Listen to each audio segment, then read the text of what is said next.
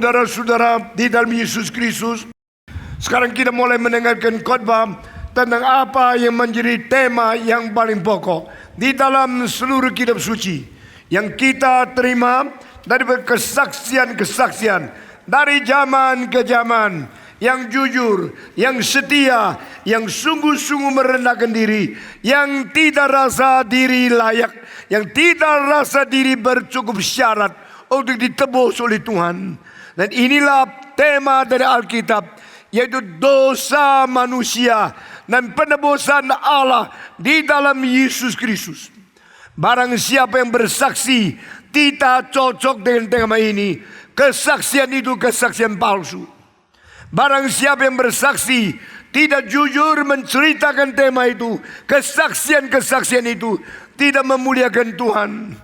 Kita bersyukur kepada Tuhan jikalau yang disaksikan oleh seorang yang sudah berdosa dan bertobat dan menerima Tuhan sesuai dengan yang dikatakan di dalam kitab, berdosa, menerima Kristus dan diselamatkan adalah berpadu, adalah satu, maka nama Tuhan dimuliakan. Saudara-saudara, kitab suci dari hari pertama, dari halam pertama mengatakan Allah menciptakan langit dan bumi. Setelah Allah menciptakan segala sesuatu, akhirnya Allah menciptakan manusia menurut peta dan teladan Dia. Manusia adalah satu-satunya makhluk yang mempunyai peta dan teladan Allah. Manusia adalah satu-satu yang makhluk lebih tinggi daripada segala ciptaan. Meskipun binatang yang jauh lebih besar dari manusia seperti ikan paus, seperti gajah. Mereka berkuasa, mereka punya tenaga jauh lebih besar dari kita. Tetapi semua dicipta lebih rendah dari manusia. Semua dicipta di bawah manusia. Semua dicipta ditaklukkan untuk diperintah oleh manusia. Adam harus menguasai semua burung-burung yang terbang di angkasa. Adam harus menguasai semua binatang yang melata di atas bumi. Adam harus menguasai semua ikan di dalam air. Saudara-saudara, Allah menciptakan manusia lebih tinggi daripada bintang-bintang, lebih tinggi dari matahari, lebih tinggi daripada bulan, lebih tinggi daripada seluruh cakrawala, seluruh galaksi, seluruh constellation, seluruh bintang-bintang yang beribu-ribu miliar banyaknya. Karena semua ini menurut kitab suci akan lewat, akan binasa. Tetapi hanya manusia yang melakukan kehendak Allah tidak akan binasa untuk selama-lamanya. Saudara tahu tidak berapa tinggi engkau? Saudara tahu berapa hormat, berapa mulia adalah manusia yang dicipta menurut peta teladan Allah. Karena kita dicipta menurut peta teladan Allah, maka kita harus hidup sesuai kehendak Allah. Tetapi berapa banyak manusia mereka bermain-main, bukan secara bermain-main dengan diri sendiri, bermain-main dengan hidup yang begitu mulia dan hormat, bermain-main dengan Tuhan yang mencipta mereka. Kita hidup pura-pura, kita hidup munafik, kita hidup melawan Tuhan, kita hidup mengikuti hawa nafsu kita yang menjerumus kita ke dalam segala nafsu seks, dosa, perzinahan, perjudian, segala sesuatu perbuatan yang menodakan Tuhan. Saudara-saudara sekalian, Alkitab berkata kepada kita, di tengah-tengah kita dan Allah hanya ada dua. Pertama, dosa, atau kedua, Yesus Kristus. Jikalau kita hidup berpisah dengan Tuhan Allah dengan adanya dosa yang kita tidak mau mengakui, dosa yang memisahkan kita dari Tuhan Allah adalah sebab yang membawa kita menuju kepada binasa setelah penghakiman Tuhan yang terakhir. Tetapi jikalau di tengah-tengah kita ada Allah, ada Kristus di tengah, maka Dia adalah pengantara yang mengembalikan kita kepada perdamaian yang sejati, pengampunan yang abadi, dan sesuatu hidup yang kekal yang dikaruniakan dari surga. Saudara-saudara sekalian, hari ini saya tidak akan berbicara dengan tema banyak sekali, karena saya bukan mau menonjolkan kebolehan saya. Saya bukan mau beritakan kepada saudara pengetahuan saya. Meskipun saya boleh berkhotbah beratus-ratus jam, tidak perlu melihat naskah. Tapi saya tahu tema yang paling penting ini harus engkau dengar dari sedalam-dalam hatinya, dengan mengerti, dengan penjelasan, dan dengan jernih pikiranmu, sehingga engkau boleh bertanggung jawab untuk menyahut apa yang menjadi panggilan Tuhan untuk engkau pada malam ini. Manusia dicipta menurut peta dan teladan Allah, dan manusia dicipta segala sesuatu selesai dicipta, baru Allah mencipta manusia. Mengapa manusia dicipta terakhir? Mengapa manusia tidak dicipta sebelum lain selesai dicipta? Harus tunggu sampai semua selesai baru diciptakannya manusia. Karena Allah menciptakan kita di dalam terakhir, supaya kita boleh menikmati semua yang dicipta bagi kita. Everything are created by God for us, human being. Allah mencipta segala sesuatu untuk kita yang sebenarnya manusia. Allah menciptakan segala sesuatu untuk dinikmati oleh manusia yang dicipta menurut peta teladan Allah.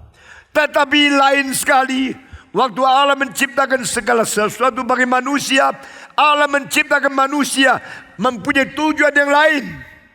Allah menciptakan segala sesuatu untuk manusia. Tapi Allah mencipta manusia bukan untuk segala sesuatu. Allah menciptakan segala sesuatu untuk manusia. Maka kita boleh menikmati. Kita menikmati makanan. Kita menikmati materi. Kita menikmati segala sesuatu yang dicipta oleh Tuhan. Kita merubah menjadi alat-alat, instrumen yang boleh memperbaiki hidup kita, yang melancarkan angan-angan cita-cita kita. Seperti apa yang dikatakan oleh orang komunisme, man is the only animal can use the tool. Manusia adalah satu-satunya makhluk yang bisa mempergunakan alat-alat. Kita memakai alat untuk melincahkan hidup kita. Kita memakai perkakas-perkakas untuk melancarkan apa yang menjadi ide cita-cita kita. Kita memakai mikrofon untuk membesarkan suara kita. Kita memakai mobil untuk mempercepat kemajuan kita. Kita memakai roket untuk menemukan rahasia di angkasa. Manusia adalah manusia satu-satunya macam makhluk yang dicipta Tuhan untuk menikmati segala yang diciptakan bagi manusia. Tetapi jangan lupa kalimat di bawah ini. Manusia bukan dicipta untuk segala sesuatu. Manusia dicipta untuk menikmati segala sesuatu. Manusia dicipta untuk menguasai segala sesuatu. Manusia dicipta untuk mengatasi segala sesuatu. Tetapi manusia dicipta untuk Tuhan Allah sendiri. We are created for God. We are created to glorify God. We are created to face God, to respond to God, to react to our Creator. Manusia dicipta bagi Tuhan Allah. Manusia dicipta untuk Tuhan Allah. Manusia dicipta untuk menghadap Tuhan Allah, berespon kepada Tuhan Allah, bereaksi kepada Tuhan Allah. Dan di sini terletak satu bijaksana yang tertinggi. Bagaimana menjadi manusia yang berguna. Bagaimana menjadi manusia yang bertanggung jawab. Bagaimana menjadi manusia yang hormat dan mulia. Bukankah engkau ingin menjadi manusia yang hormat? Bukankah engkau ingin menjadi manusia yang berbahagia, yang bernilai, yang mulia? Dan pengertian ini sudah dirusakkan oleh setan, sehingga engkau kira kemuliaan terletak pada emas, perak, uang, harta, dan kekayaan. Ini penipuan dari iblis. Saudara-saudara, orang yang kaya tidak lebih mulia dari orang miskin. Orang yang menjadi presiden tidak lebih mulia dari pengemis. Jikalau pengemis itu tidak pernah mencuri, tetapi presiden korupsi, maka presiden lebih malu dari pengemis. Saudara-saudara, siapa saja, tidak peduli berapa tinggi jabatanmu, gubernurkah, bupatikah, wali kotakah, presidenkah, jika engkau tidak mengenal firman Tuhan, engkau akan hidup mempermalukan diri dan dihakimi oleh Tuhan setelah meninggal dunia. Tidak ada satu orang bisa melarikan diri dari hukuman Tuhan. Tidak ada seorang bisa menutupi diri dari mata Tuhan. Tidak ada seorang bisa menghindarkan diri dari penghakiman Allah yang terakhir. Pada waktu engkau mati, uangmu tidak bisa dibawa ke kuburan. Waktu engkau meninggal dunia, kemuliaanmu, pangkatmu tidak engkau masukkan ke dalam kuburan peti matimu. Tetapi dosamu juga tidak bisa ditutup oleh peti. Semua akan terbongkar, semua akan dipaparkan telanjang di hadapan Tuhan. Itu sebab saudara-saudara, demi nama Yesus Kristus, demi kitab suci, demi nama Allah Sang Pencipta manusia, saya harus berkata kepada saudara, ini serius sekali. Ini bukan main-main. Engkau adalah manusia. Manusia yang dicipta bagi Tuhan. Manusia dicipta berespons kepada Tuhan. Manusia yang dicipta untuk bereaksi kepada anugerah Tuhan. We are the only being to to react to the grace of God. What is your response? What is your reaction to God will determine your eternal value and eternal faith. Apa yang kita respon kepada Tuhan, itu akan menjadi penilaian hidup kita hormat atau tidak di dalam kegagalan. Oh saudara sekalian, man is not what he eats. Man is not what he thinks. Man is not what he acts. Man is not what he feels. Manusia tidak sama dengan apa yang dia makan. Manusia tidak dinilai dengan apa yang dia pikir. Manusia tidak dinilai dengan apa yang dia lakukan. Manusia tidak sama dengan apa yang dia rasakan. Ini semua ajaran-ajaran dari filsafat. Dan ini kalimat-kalimat kesimpulan daripada psikologi. Saudara-saudara, man is what he thinks. This is the definition of rationalist. Man is what he feels. This is a definition of the feeling and the understanding of the feeling in human life according to the psychology. Man is what he eats. This is the definition of materialism. Orang materialisme mengatakan manusia sama dengan makanan yang dia terima. Kamu materi, makanan materi. Kamu tidak lebih dari materi yang kau makan. Kamu sama dengan materi. Itu ajaran yang bodoh sekali. Itu ajaran yang salah.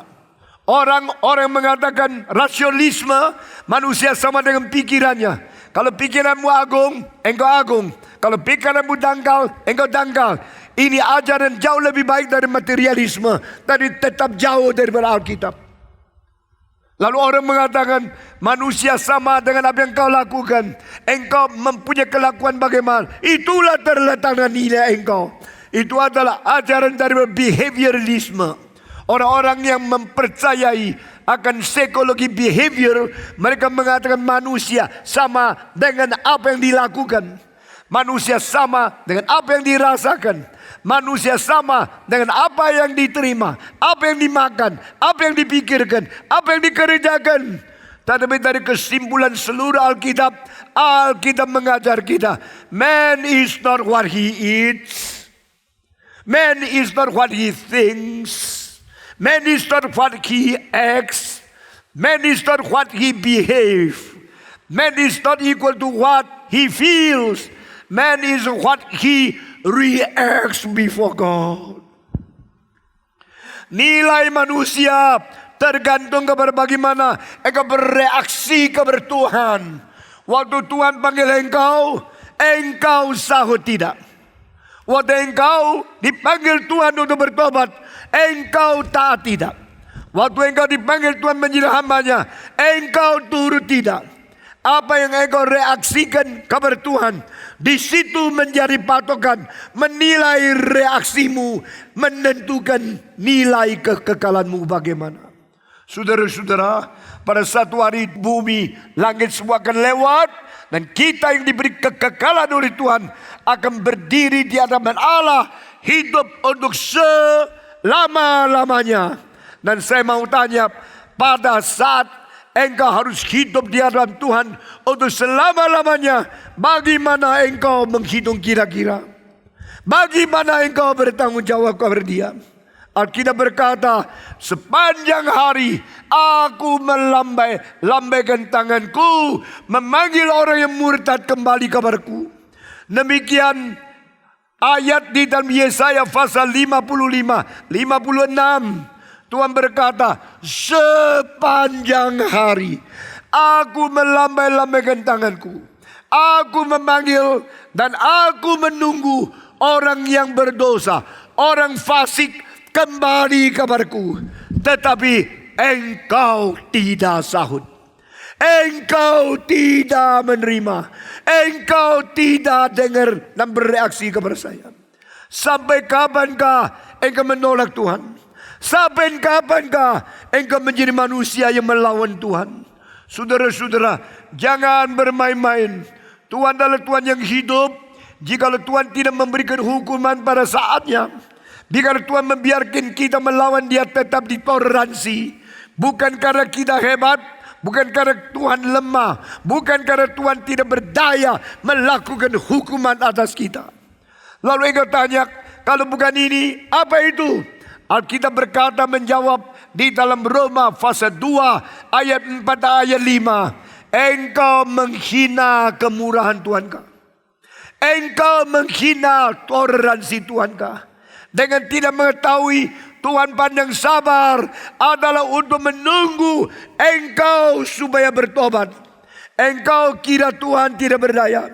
Engkau kira Tuhan boleh sembarangan dilawan oleh manusia. Saudara-saudara, Tuhan sampai hari ini belum mengambil hidupku. Sampai hari ini belum mengambil nyawamu.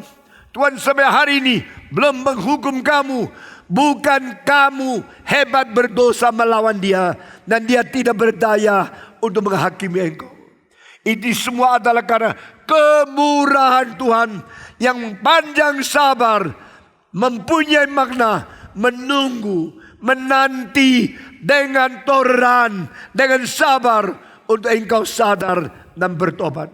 Di dalam perpanjangan sabar itu, di dalam perpanjangan toleransi itu, Tuhan memberikan engkau dengar khotbah, dengar khotbah, dengar khotbah, dengar khotbah, memberikan kesempatan untuk menerima firman-Nya sampai pada satu hari ketukan pintu dari Tuhan kau terima, gerakan Roh Kudus kau sahut, dan saat itu kalau belum lambat engkau akan diampuni oleh Tuhan. Satu kali seorang raja di India pakai kereta yang cantik sekali, dengan dia punya istri yaitu ratu, berjalan-jalan keliling kota. Keluar dari istana, mereka putar di kota itu, akhirnya lewat satu pasar. Di tengah-tengah keramaian pasar itu ada orang yang ribut menangkap seorang tukang copet, lalu dibawa ke raja yang sedang lewat jalan itu. Hei Sri Baginda, kami telah menemukan seorang jahat yang mencuri dompet orang lain, yang telah menjadi tukang copet di sini, dan dia sudah bekerja seperti ini saben hari. Hari ini kita tangkap dia. Raja, bagaimanakah harus kita memperlakukan orang ini? Raja melihat ratu, ratu melihat raja, dan di dalam keadaan mereka lagi senang-senang berjalan-jalan keliling kota, menyatakan cinta kasih kepada rakyat. Raja itu mengatakan, hari ini bukan hari penghakiman. Hari ini adalah hari saya bertamasya dengan ratu, dan saya bergembira bisa melihat begitu banyak rakyat. Biarkanlah tukang copet ini, saya tidak menghakimi dia. Karena hari ini hari saya memberi anugerah. Hari ini hari saya mengampuni dosanya. Lepaskan dia, dan saya harap dia bertobat. Saya harap dia tidak lagi menjadi tukang copet. Tukang copet yang tadinya pucat, mukanya seperti kertas putih, tidak ada darah. Dia ketakutan kalau raja menghukum mati dia. Tadi pada waktu dia mendengarkan kalimat raja yang bertoleran, yang mengampuni dia, penuh dengan sukacita, dan dia berkata, terima kasih Sri Baginda. Terima kasih atas kemurahan begitu besar. Mengampuni saya tidak akan lupa. Lalu dia pergi. Semua yang menangkap dia marah sekali, tapi tidak bisa berbuat apa-apa. Karena perintah dari raja lebih tinggi dari siapapun di negara India. Mereka harus turut, tidak orang berani lawan, dan orang itu pergi. Saudara-saudara, berapa bulan kemudian raja berada di istana. Raja duduk di atas tahta, dan satu hari ada orang bawa lagi seorang pemuda datang kepada takhta itu. Dan pada waktu ditanya, kenapa bawa dia datang ke sini? Karena dia tukang copet, karena dia mencuri, dan dia sudah membunuh, dan dia membakar rumah orang lain. Dia telah mencuri banyak emas, perak, harta orang lain, dan kita menangkap dia. Waktu itu raja gosok kacamata, melihat pemuda itu, dan dia mengingat, inilah pemuda yang sama. Inilah pemuda yang tadinya mencuri, pernah ditangkap dan mengajukan kepada dia di tengah-tengah jalan waktu dia sama ratu naik kereta di kota itu. Ini kali raja melihat pemuda itu. Dan pemuda itu pikir, tak apa-apa. Raja baik. Raja sayang sama saya. Raja akan melepaskan saya. Maka dia melihat raja sambil menanti pengampunan. Tapi raja mendadak berkata, semua dengar saya. Saya sudah kenal pemuda ini. Pertama kali orang menangkap dia kepada saya. Saat itu saya berada di dalam keadaan gembira, sukacita, bertamasya dengan ratu saya. Maka pada saat itu saya mengampuni dia, saya melepaskan dia dan berkata, jangan mengganggu dia, biarlah dia bebas. Tetapi hari ini saya sedang berdinas. Saya duduk di atas tahta untuk memerintah seluruh negara India. Dan anak muda ini dibawa lagi kepada saya. Saya sudah ingat, ini orang yang sama. Sekarang saya perintahkan, bawa dia keluar dan potong kepala dia sekarang juga. Saudara-saudara, cerita yang pendek ini memberikan pengertian kepada saya untuk mengerti apa arti di dalam kitab suci. Tuhan Yesus berkata, pada saat engkau masih boleh menerima anugerah, jangan mengeraskan hatimu. Pada saat Tuhan masih mengampuni engkau, pakailah hari pengampunan ini. Cepat bertobat. Karena kitab suci berkata, jikalau kita mengaku segala dosa kita, maka Allah itu setia dan adil, dan Dia akan mengampuni segala dosa kita dan melepaskan kita, membersihkan kita dari segala kejahatan. Allah tidak mungkin bohong. Allah yang setiawan, Allah yang jujur adalah Allah yang tidak berubah. Allah yang setia, Allah yang tidak berubah adalah Allah yang maha kuasa. Allah yang setia, Allah yang tidak berubah, Allah yang maha kuasa adalah Allah yang berjanji semua yang dikatakan akan dilakukan. Jika Tuhan telah berjanji Dia mau mengampuni dosa kita, itu berarti Dia pasti mau mengampuni dosa kita. Jika Tuhan telah berjanji melepaskan kita dari segala kejahatan, berarti Dia sanggup melepaskan kita dari segala kejahatan. Itu sebab pada malam ini saya berkata kepada saudara, pada waktu Tuhan masih memberikan toleransi, pada waktu Tuhan masih memberikan anugerah, pada waktu Tuhan masih melonggarkan waktu untuk pertobatan, untuk pengakuan dosa, biarlah dengar firman Tuhan. Dosa yang diakui adalah dosa yang diampuni. Dosa yang tidak diakui adalah dosa yang tidak diampuni. Dosa yang dipaparkan dengan rendah hati sambil mengaku, inilah dosaku, oh Tuhan tolong kasihan kepadaku, adalah dosa yang akan ditanggung oleh Yesus Kristus yang sudah pernah mati di atas kayu salib ganti engkau dan saya.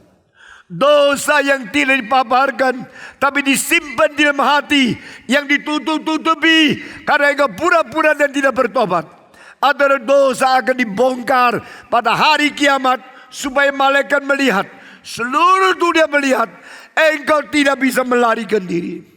Dan pada waktu itu, karena engkau tidak mau mengaku dosa, engkau tidak rendah hati minta pengampunan dari Tuhan, maka hukum akan tiba. Engkau akan dilempar ke dalam api neraka untuk selama-lamanya. Saat itu engkau akan gigit gigimu, engkau akan loncat-loncat dan tendang kakimu. Engkau akan dengan teriak-teriak, oh jangan. Oh Tuhan, jangan membuang saya, jangan menghakimi saya. Tuhan akan berkata, yang ku tentukan rencana penghakiman sudah ditetapkan. Tidak ada seorang boleh dilepaskan daripada hukuman saya. Waktu itu engkau akan menyesal, engkau akan melihat engkau beserta setan yang mengganggu, yang menggoda, yang mencobai, yang bawa engkau masuk dalam dosa, bersama-sama dihukum di dalam neraka untuk selama-lamanya. Jangan melihat aku ya Papa, jangan melihat aku dan dosaku ya Allah. lihatlah anakmu yang mengganti aku dipaku di atas kayu salib. Lihatlah anakmu Yesus Kristus yang menanggung dosaku di atas kayu salib. Saudara-saudara sekalian, Yesus Kristus berkata, the Son of Man come not to call upon the righteous for the repentance, but the Son of Man come to the world to call upon the sinners for repentance. Anak manusia datang bukan memanggil orang benar untuk bertobat. Anak manusia datang untuk memanggil orang berdosa supaya mereka bertobat. Inilah anugerah Tuhan, inilah cinta Tuhan. Tuhan tidak suka manusia berdosa membenarkan diri. Tidak memperkenan orang berdosa kaku dan sombong diri. Tuhan tidak mengizinkan kita pura-pura menudungi dosa kita, menyimpan di dalam hati kita, dan melarikan diri dari pengampunan. Bukankah engkau orang bodoh kalau sudah TBC masih pakai pakaian yang tebal, pura-pura engkau sehat? Bukankah engkau bodoh jika engkau sudah TBC, hampir mati, masih tidak mengaku kalau engkau orang sakit? Jika engkau jujur, engkau datang kepada dokter, minta diperiksa, minta ronsen, menyinarkan pada segala penyakitmu. Lalu minta dokter memberikan obat yang paling ampuh, supaya mereka boleh dilepaskan daripada bakteri-bakteri TBC yang bawa kabar kematian. Demikian manusia yang sungguh jujur. Ada manusia datang kepada Tuhan berkata, oh Tuhan, lihatlah saya orang berdosa.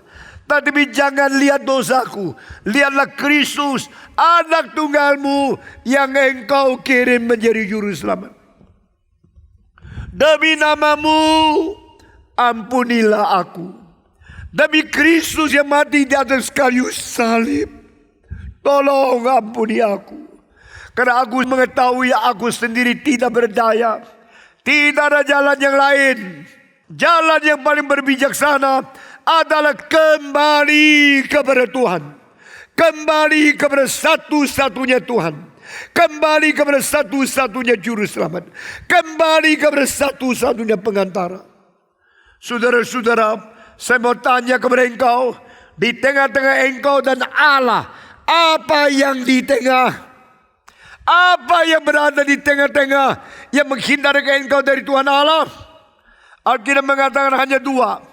Yang pertama, dosa menudungi, menutupi, menghalangi, menghindarkan engkau datang kepada Tuhan Allah. There's a sin separate you from your God. In between God and your existence, that's your sin committed by you yourself, who is now hindering you to come to God. Di tengah-tengah kita dan Allah kita, ada dosa yang kita perbuat yang telah menghindarkan kita, menudungi kita, melarang kita, dan membuntukan kita datang menerima anugerah Tuhan. Dosa yang kita perbuat begitu banyak. Ayub berkata, dosaku lebih tinggi dari kepalaku. Artinya saya hanyut di dalam arus dosa. Dan arus itu arus yang saya bikin sendiri. Dosaku lebih tinggi daripada kepalaku, berarti aku akan binasa di dalam dosaku. Daud berkata, aku berdosa khusus menghadapi engkau ya Allah. Semenjak aku di dalam rahim ibuku, aku sudah melawan engkau. Ayat-ayat di Alkitab begitu serius. Ayat-ayat di Alkitab begitu jelas memberitahukan kepada kita orang berdosa. Jangan bilang setelah lahir engkau berdosa. Sebelum lahir masih di dalam rahim ibumu, engkau sudah adalah orang berdosa. Kita adalah manusia yang dilahirkan di dalam dosa. Kita adalah manusia yang hidup di dalam dosa, berjalan di dalam dosa, menuju dosa, tenggelam di dalam dosa, dan akan dihakimi dan binasa di dalam dosa. Oh Tuhan, pada saat aku sebelum dilahirkan, aku sudah bersalah kepadamu. Petrus berkata, Yesus, tolong tinggalkan aku, karena aku adalah orang berdosa yang besar. Setelah Yesus memberikan ikan yang banyak, sehingga dia berhasil menjadi nelayan yang sukses. Lalu dia bukan berkata, Tuhan terus di sini supaya saya kaya, terus memberkati supaya dagang saya maju. Justru dia mengatakan kalimat terbalik, oh Tuhan, tinggalkan aku karena aku orang berdosa yang besar. Paulus berkata, di tengah-tengah orang berdosa, saya adalah yang dosanya paling besar. Siapakah Petrus? Murid Tuhan yang paling tua, yang menjadi pemimpin dari murid-murid rasul yang lain. Siapakah Paulus? Rasul Kristus yang pernah menginjili orang, dan paling banyak tempat dia kunjungi, paling banyak buku kitab suci yang dia tulis. Siapakah Ayub? Orang paling suci di tanah Uz, yang seluruh hidupnya sempurna, menjauhkan diri daripada dosa dan sangat takut kepada Tuhan Allah. Siapakah Daud? Orang yang berkenan di mata Tuhan, orang yang mengikuti isi hati Tuhan. Saudara-saudara, semua orang yang paling baik, paling suci, paling anggun, yang paling terhormat, paling mulia di dalam kitab suci, semua sadar mereka adalah orang berdosa.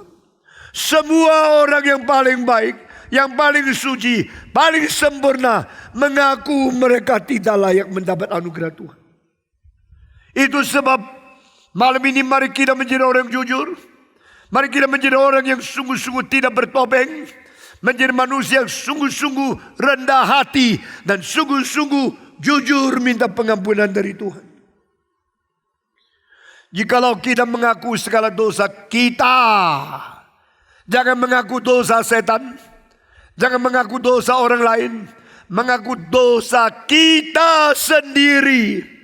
Maka Allah itu setia dan adil, dan Dia mengampuni segala dosa kita dan menyelamatkan kita, membersihkan kita dari segala kejahatan. Inilah firman Tuhan. Inilah berita ini disampaikan kepada kita di dalam Kapin tahun ini, tanggal ini, hari ini, di kota ini. Saudara-saudara, demi nama Yesus Kristus saya berkata kepadamu, pada waktu Tuhan mau mengampuni dosa, Tuhan dengan kedua tangan yang diulurkan untuk menunggu kita pulang. Sebagaimana anak terhilang, pada waktu dia kembali, dia takut ayahnya tidak mau menerima dia. Karena dia sudah memfoya-foyakan, menghambur-hamburkan, sudah menghabisi kekayaan papanya yang dia kira patut jatuh ke dalam tangan dia.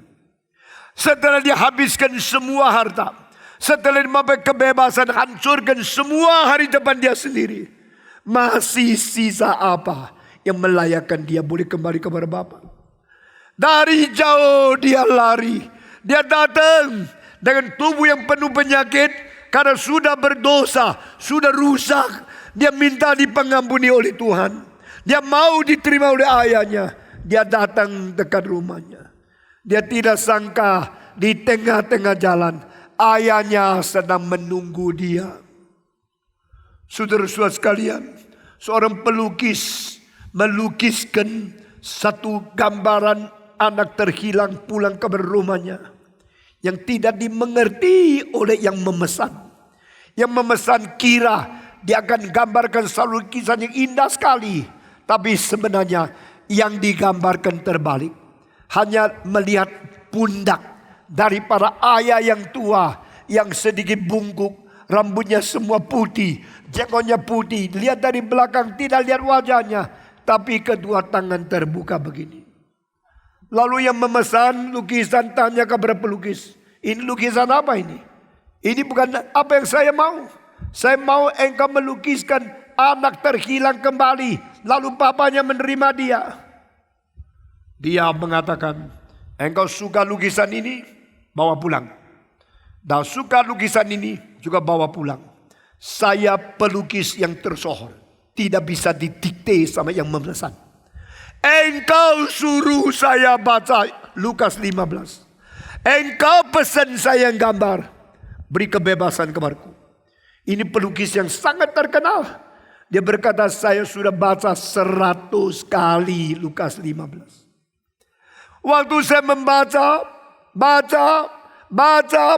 baca terus sampai 100 kali. Saya tidak setuju cerita itu disebutkan anak terhilang. Saya hanya setuju papa yang menunggu. Bukan anak terhilang pulang. Papa yang menunggu anaknya hilang. Di dalam pikiran saya tidak ada gambaran anak itu. Anak itu terlalu kurang ajar. Anak itu tidak layak diampuni. Anak itu tidak layak pulang. Anak itu tidak layak diterima kembali.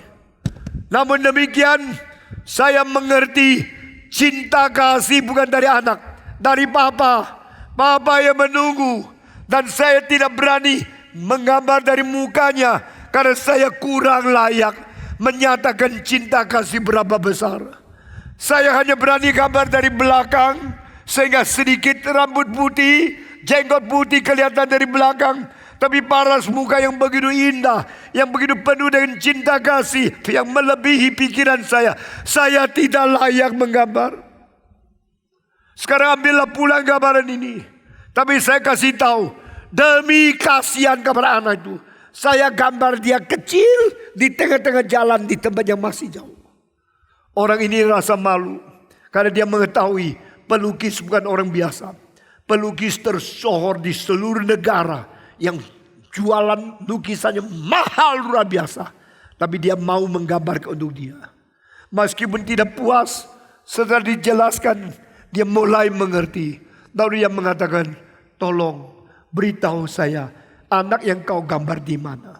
Waktu ditunjukkan baru tahu, itu pundaknya orang tua yang begitu lebar. Kedua tangan dipaparkan begitu besar.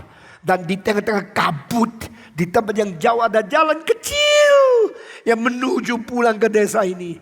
Dan di tengah-tengah jalan kecil ada satu bayang-bayang seorang anak yang sakit, yang jalannya sudah tidak stabil pulang.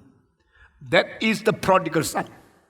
And this picture, this painting, I do not call him the name of the return of the prodigal son. The waiting father with the opening arm, waiting for his son to return. Oh saudara-saudara, saya sudah dengar cerita ini sejak saya umur 10. 63 tahun yang lalu, saya mendengar, saya cucurkan air mata. Dan saya ingat di dalam hati saya, inilah cinta Tuhan. Bukan hebatnya orang bertobat, bukan hebatnya orang berdosa, tetapi cinta kasih Allah yang begitu besar, yang begitu agung, yang begitu murah, yang begitu bijak, dan begitu sabar menunggu kita bertobat. Inilah cinta Tuhan. Inilah ayah yang toleran. Tidak tahukah engkau toleransi Tuhan dengan panjang sabarnya adalah supaya kamu bertobat? Atau kau kira kau boleh sembarangan berdosa terus untuk menghimpun kemarahan suci dari Tuhan Allah untuk tunggu engkau dilempar ke dalam api neraka? Siapa yang berkata Tuhan, di sini saya, pada malam ini saya jelas, saya mengerti saya adalah orang berdosa. Saya mengerti saya tidak layak. Tadi bisa berkata bersaudara, Tuhan tidak pernah menghina orang berdosa. Tuhan tidak pernah menolak orang yang sungguh-sungguh mau bertobat. Barang siapa yang jujur, barang siapa yang sungguh-sungguh, barang siapa yang rendah hati, barang siapa yang kembali kepada Tuhan, Tuhan membuka kedua tangan yang besar dan dia menanti engkau. Alkitab berkata pada waktu anak ini pulang, kalimat pertama dia mengatakan, ya Bapak, aku tidak layak. Aku tidak layak menjadi anakmu. Aku telah berdosa kepada surga. Aku telah berdosa kepada Bapa. Jadikan aku budakmu, karena aku tidak layak disebut anakmu. Tetapi jawaban daripada ayah itu adalah merangkul dia, mencium dia yang kotor, yang penuh penyakit, yang sudah miskin, yang sudah jauh, yang sudah najis seluruh hidup. Tetapi ayah mempunyai cinta lebih besar daripada kebajikan siapapun, lebih besar daripada kebenaran siapapun. Engkau tidak benar, engkau tidak baik, engkau najis, engkau hina, engkau bau, engkau berdosa, engkau tidak mandi, engkau harus dihukum. Tetapi Alkitab mengatakan ayah merangkul dia dan mencium dia. Itulah cinta kasih. Cinta kasih yang terbesar. Bukan cinta kepada orang yang ganteng, yang manis, yang bersih, yang suci, yang cantik. Cinta kasih terbesar adalah cinta kepada orang yang tidak layak, yang najis, yang berdosa, yang harus dihukum, harus binasa. Dan cinta terbesar bukan cinta manusia, cinta Tuhan Allah untuk orang yang kembali kepada Dia. Dicium, dirangkul, dan diperintahkan oleh ayah itu, bawalah cincin kepada dia, bawalah sepatu kepada dia, bawalah jubah kepada dia, dan potonglah lembu tambun untuk menerima perjamuan, karena saya bersuka cita anakku yang sudah mati sekarang bangkit lagi. Anakku yang sudah hilang sekarang diperoleh kembali lagi. Saudara tahu tidak, jika engkau bertobat, engkau meninggalkan dosa, sungguh-sungguh kembali kepada Tuhan, malaikat di surga berjuta-juta akan bersuka cita, bersorak-sorai karena melihat seorang bertobat kembali kepada Tuhan. Sadarkan tidak, waktu engkau bertobat, sungguh-sungguh kembali kepada Tuhan, Tuhan akan membuka kedua tangannya untuk merangkul engkau, mencium engkau, dan menerima engkau kembali menjadi anaknya yang hidup kekal. Pada waktu engkau dipeluk, jangan lupa Yesus memeluk engkau dengan tangan yang berlubang. Tangan kanan berlubang, tangan kiri berlubang, dan di dalam tusuknya berlubang, dan kepalanya lubang daripada bekas semua duri yang menusuk dia. Inilah cinta. Tidak ada cinta lebih besar dari seorang mati bagi kawannya. Demikian Yesus berkata di dalam Yohanes pasal 15, there's no great love than the love of a man who die for his friend. Tuhan tidak menyebut engkau budak. Tuhan tidak menyebut engkau orang kriminal. Tuhan tidak menyebut engkau berdosa. Tuhan menyebut engkau teman. You are the friend of Jesus. You are to be called the brother of the elder son. You will call the children of God.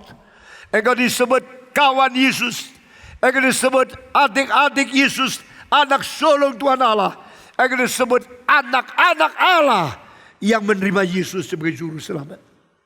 Biar malam ini saya tutup khotbah ini dan saya mewakili Tuhan. Saya mewakili Tuhan Allah di surga, mewakili Kristus yang dipaku di atas salib, mewakili Roh Kudus yang bekerja malam ini dalam hatimu untuk memberikan undangan yang mulia. Siapa saja, orang Kristen, orang bukan Kristen, yang sudah pernah menerima Tuhan atau belum pernah menerima Tuhan, barang siapa yang malam ini ikut kebaktian di kota ini, di City Kalang, biar engkau berkata, saya kembali kepada Tuhan sekali lagi. Saya menjanji ulang kesetiaan kepada Tuhan Allah. Saya menepatkan keinginanku mengikut Yesus Kristus. Barang siapa yang malam ini mau berdoa, minta pengampunan, dan menyatakan diri hidup seumur hidup setia kepada Tuhan, saya perintah engkau berdiri dan maju ke depan.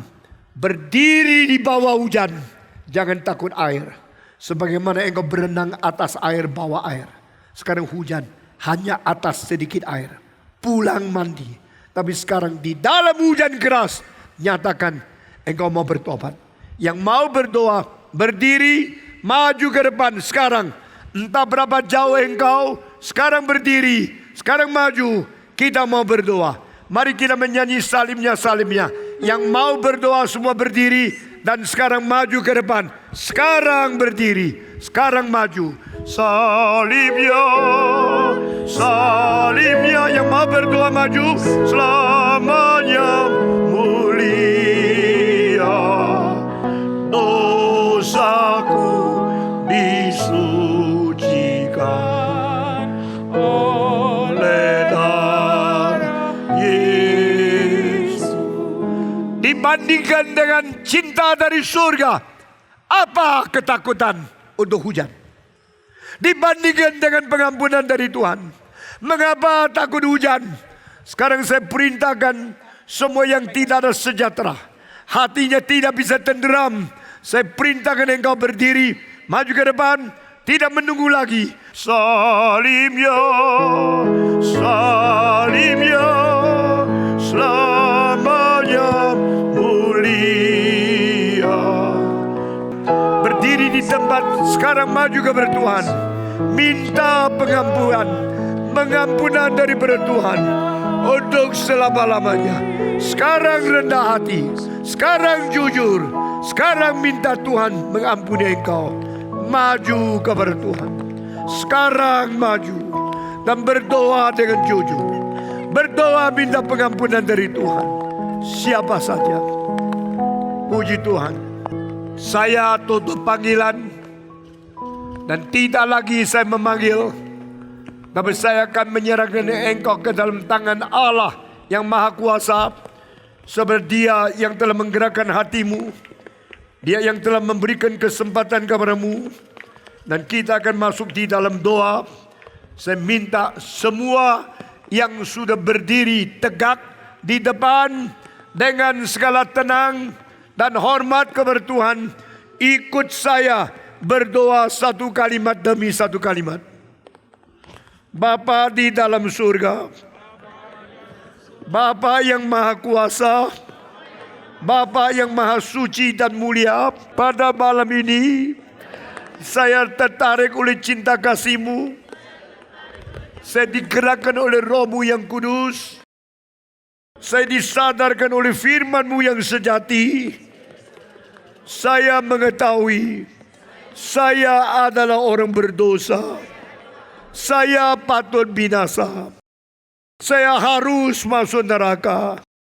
Tetapi karena cinta kasih-Mu, kemurahan-Mu, Engkau memberikan anak yang tunggal Yesus Kristus, rela mati di atas kayu salib untuk mengganti saya, menerima hukuman saya, menerima kemarahan Tuhan, dan melepaskan saya dari hukuman dosa.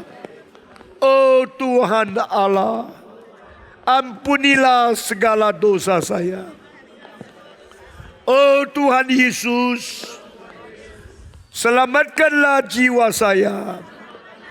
Oh Rohul Kudus, berilah hidup baru kepada saya, sehingga saya sungguh-sungguh bertobat, sungguh-sungguh meninggalkan dosa, sungguh-sungguh mengikut Yesus Kristus, mulai hari ini sampai selama-lamanya. Tuhan, terimalah doa saya. Cantumkan nama saya di dalam buku hidup di surga, dan tidak menghapuskan nama itu sampai selama-lamanya. Karena saya dicipta bagimu, dan saya dicipta untuk berespons kepada Tuhan. Malam ini saya berespons. Setelah malam ini saya mengatakan iya kepada Tuhan. Terimalah saya. Berilah Roh Kudus di dalam hati saya untuk selama-lamanya.